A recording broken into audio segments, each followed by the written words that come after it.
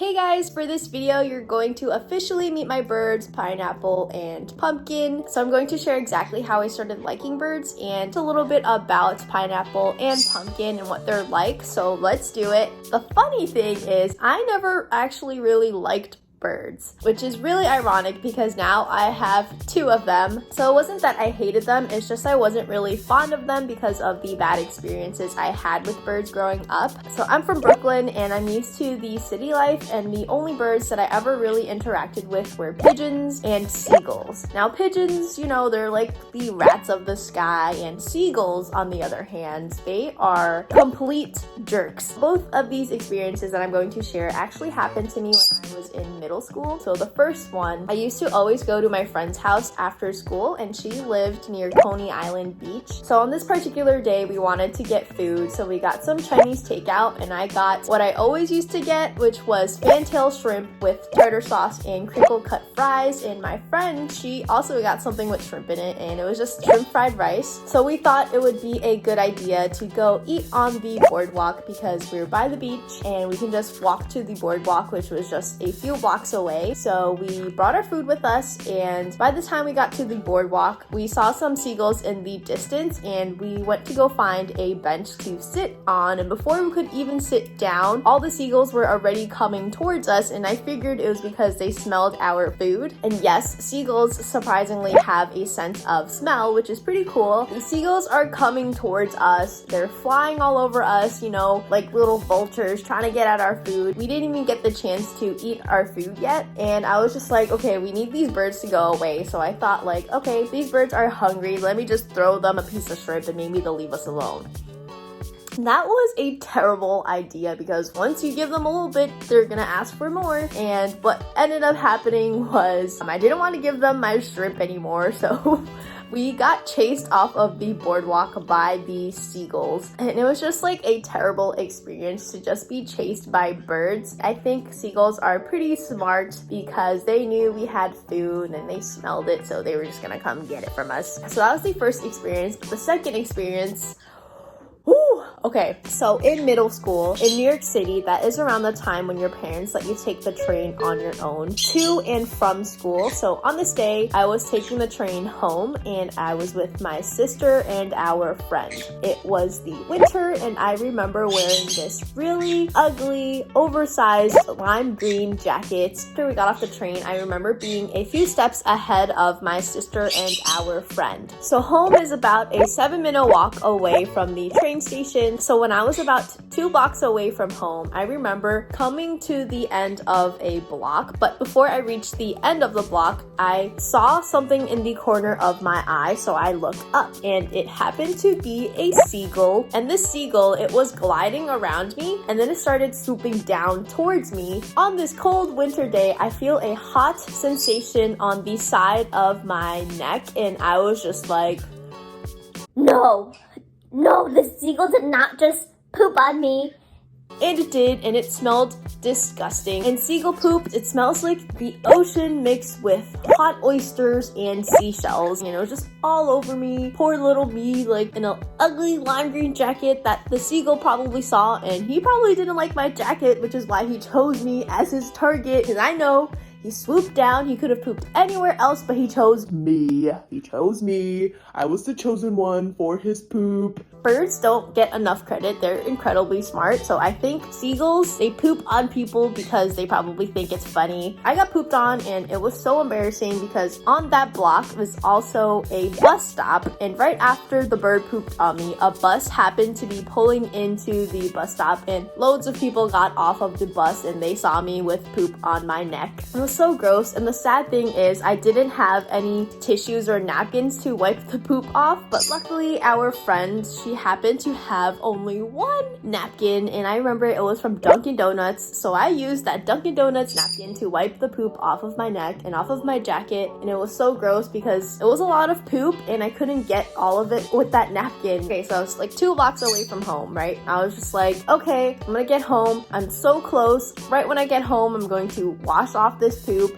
and clean up my jacket and whatever, right? So I get to my front door. I didn't have my keys. My sister, she didn't have her keys either, so we were basically locked out, and our mom wasn't going to get home until like 3 hours later. So I wasn't about to just wait outside of our door with seagull poop on me. So we ended up going to our friend's house, and she lived about 5 to 6 minutes away. So I walked that extra 5 to 6 minutes to get to her house so I could wash the seagull poop off of me. And that was it for me. I was just like, birds are terrible, seagulls are jerks, and I knew that it chose me as its target, and it just made my day like even worse because I didn't have keys. I couldn't go home to wash the poop off. That was that. And ever since those two experiences, I had always made it an effort to try to avoid birds whenever I could. So fast forward to college. So I actually stayed in New York City for school, and it was the start of sophomore year. School started in late August, so it was August of 2014, and I made new friends, and one of those friends I got along with really well, and we would always like make fun of each other whenever we were together, whether it was in the library, when we were studying with a bunch of friends, or eating in the cafeteria. And I started developing a little crush on him, but I didn't want it to take it anywhere because I wasn't ready for a relationship at the time. And so we were just like really good friends, and we only talked when we were at school. Fast forward to February of 2015, still hung out and whatever at school, and one of our mutual friends may have sensed that I had a crush on him, so he just told the guy that, oh, Maybe Juan has a crush on you. I really think she does. You should probably like hit her up or whatever. So the next thing I know, he slid into my DMs, and then we started dating. You know, I'm getting to know him and whatever, and I find out that he has two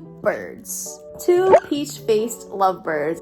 And you already know how I felt about birds at that time. I did everything in my power to avoid birds whenever I could. If I saw them flying in the air, I'm like, I'm stepping this way so you don't poop on me. But yeah, I was just like, oh, you have birds?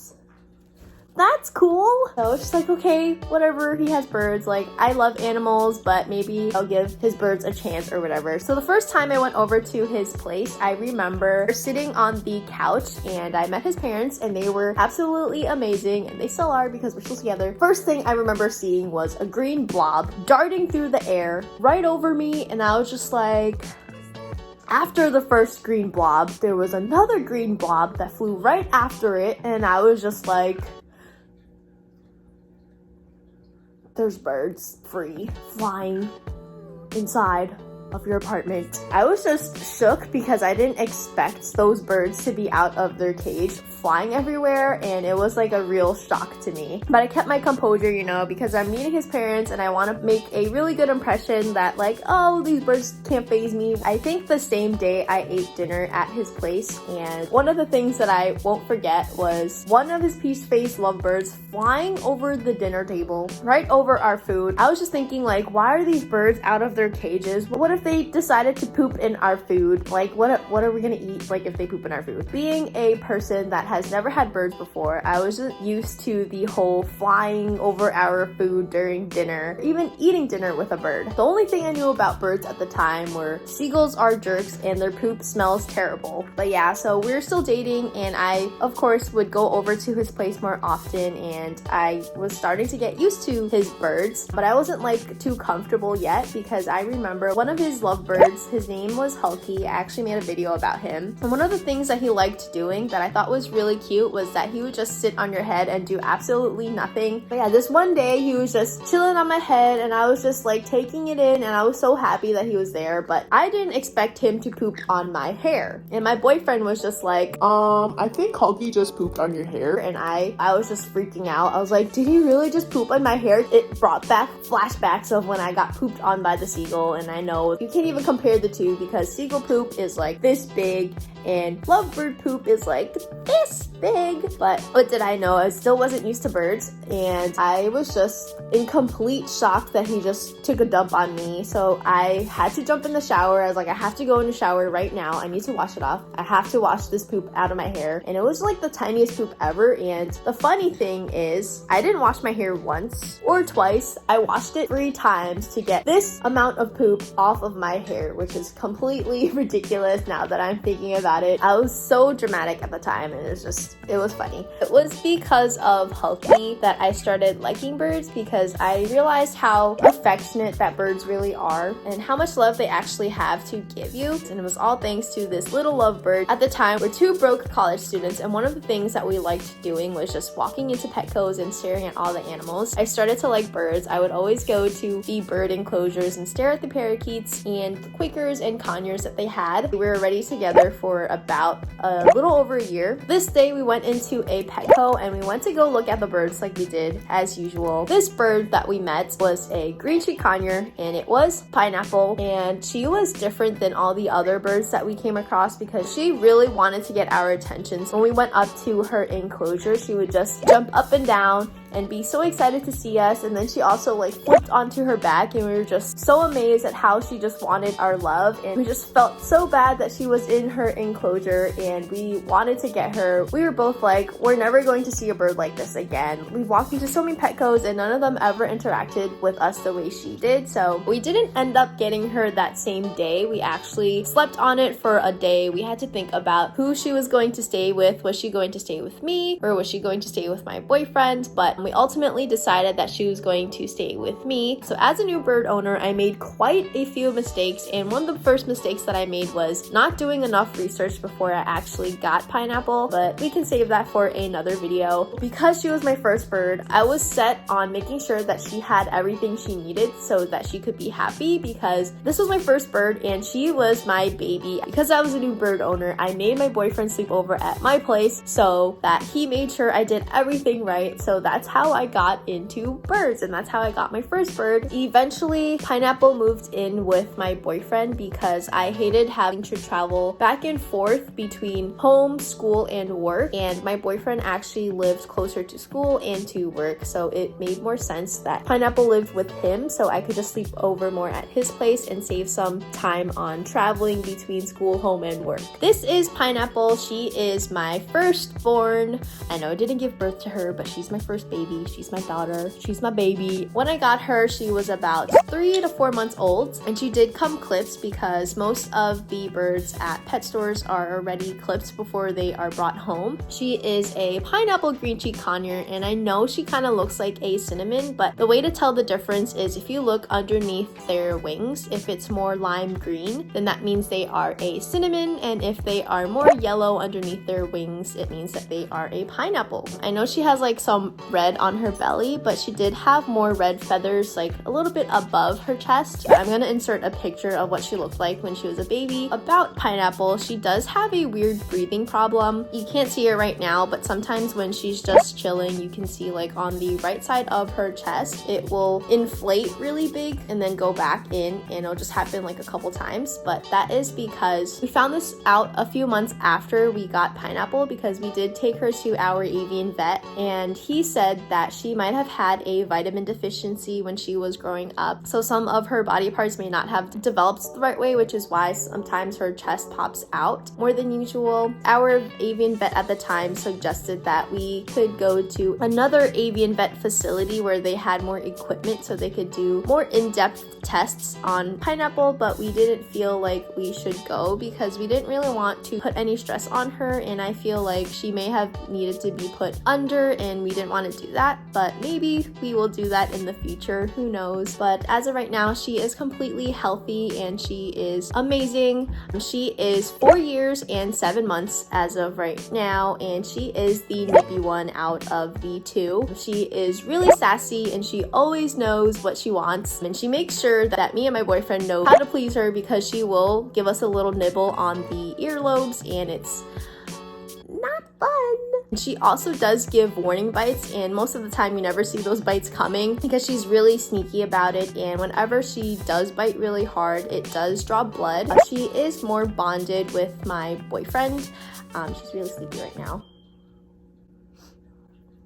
and she smells really good. She's more bonded with my boyfriend, but she does love being with me, as you can see. Pineapple does have a nickname. It's Pinny because it's shorter. Pinny hates feet, and she will sometimes go out of her way to attack feet. So I always bring my birds into the shower with me, and whenever we are in the shower, she will always jump on the shower hose to wait for her turn, or she'll just jump onto my head and let me know that she wants to get misted. One of the things that I really love about Pineapple is that when you're talking to her, she'll know when you're talking to her, and she'll just stare at you, and she'll stare really deep into your soul, and it's kind of like she knows what you're saying, which she probably does. After having Pineapple for a year, my boyfriend and I are still going to school, so we would take turns taking care of Pineapple. So when one of us had school, the other one would take care of her, and vice versa. And at the time, because I was a new bird owner, I was still doing a lot of research on birds, and I remember reading that nothing beats the relationship that your bird has with another bird, and I thought that maybe Pineapple would want a friend one day, just so she has that bird-to-bird companionship and something that I can't provide for her. And I also didn't want her to be too lonely. Like, even though my boyfriend and I took turns caring for her, there were some times whenever we went on dates that she would be by herself in her cage. And of course, there were other times when we both had class, and I just didn't want her to be alone, even if it was just for a few hours. I actually thought about getting her another bird companion to bond with, and of course, it was going to be my bird too, because when you get two birds, you're not just getting a bird for your bird, you're getting a bird for yourself too. My boyfriend at the time didn't really want me to get another bird, but of course, I didn't listen. We did our usual Petco runs, and I saw this really beautiful turquoise green cheek conure, and I absolutely love that mutation because I think it's really beautiful, and blue is one of my favorite colors. This turquoise green cheek conure was so stunning, and I was like, I have to have her, she's beautiful. But I didn't get her that day. I waited a week, and I said to myself, if she's still there, then she was meant for me. After a week, I went back to the same Petco, and she still happened to be there, so I ended up getting her that day, and she came clipped, of course. My boyfriend and I had the chance to bond with her before we introduced her to Pineapple. And I do have a video on how to get two birds to get along if you haven't watched that already. At the beginning, they didn't really like each other, but now they're best friends. This is Pumpkin. She is my second baby, and I love her so much. Look at her beautiful feathers.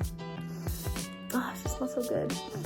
Okay, so I got her when she was about 6 to 7 months old, and I remember she had a really weird smell to her, and it was probably because she didn't get the chance to take baths at Petco, or her food bowl was probably not changed as often, so she bathed in like dirty dishwater. She had a completely different chirp than Pineapple, and I remember Pumpkin's chirp was a little bit more on the deeper side, and Pinny's chirp was higher pitched, and Pumpkin was trying to fit into our flock, and she actually changed her chirps to being more high-pitched, so it matched Pineapple's. Pumpkin is 3 years and 11 months, so her birthday is coming up in November. Pumpkin's feathers didn't really look like this. She had more black patches on her feathers, and our vet said at the time that she may have overgroomed because there were some parts of her feathers where it looked like it was cut off in some sections, and it was probably because she was a little bit bored at Petco, so she had nothing to do but overgroom herself. And she has a completely different personality compared to Pineapple. Pumpkin is the sillier one. She makes us laugh all the time because she does the most ridiculous things. She loves the vacuum.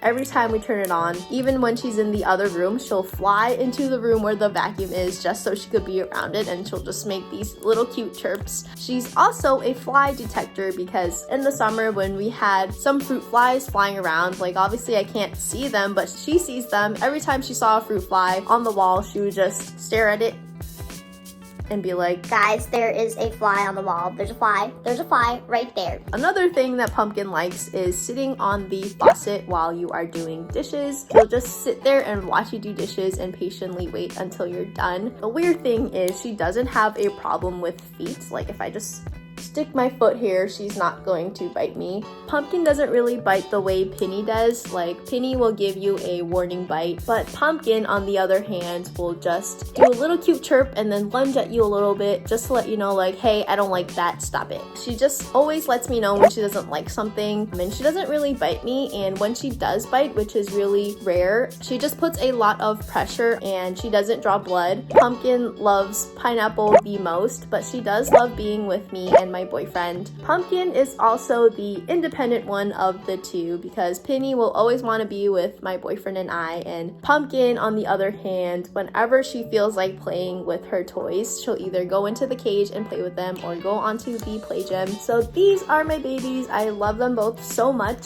and the funny thing about them both is that they don't really like my dog Ava. They'll tolerate each other and that's about it. They want nothing to do with the dog. My dog luckily doesn't want anything to do with them either because she knows that they will attack her paws and she'll just rather run away than attack. And the funny thing about the both of them is that whenever they eat, they'll always tend to drop food on the floor. So our dog could just eat the pieces that have fallen on the ground, which is really funny because no food goes to waste in this house. They both drive me crazy, but I wouldn't replace it with anything else in the world. I love them. They are my babies, and you know, I went from not liking birds to absolutely loving them. Will I get more birds in the future? Maybe, maybe not right now because I don't have enough space. Like, the ultimate goal is for me to have a house and just have a backyard that they can just free fly in, and that would be amazing. But I know in the future, if I do get another bird, I'm going to adopt this time around. There are so many birds out there that need a good home, and it's better to always adopt rather than go to the pet stores and shop. So that's Pineapple and Pumpkin, and thank you so much for watching this video. If you liked it, don't forget to subscribe to our channel and give this video a thumbs up, and also hit that notification bell so you get notified every time we post a new video, and I will see you in the next one.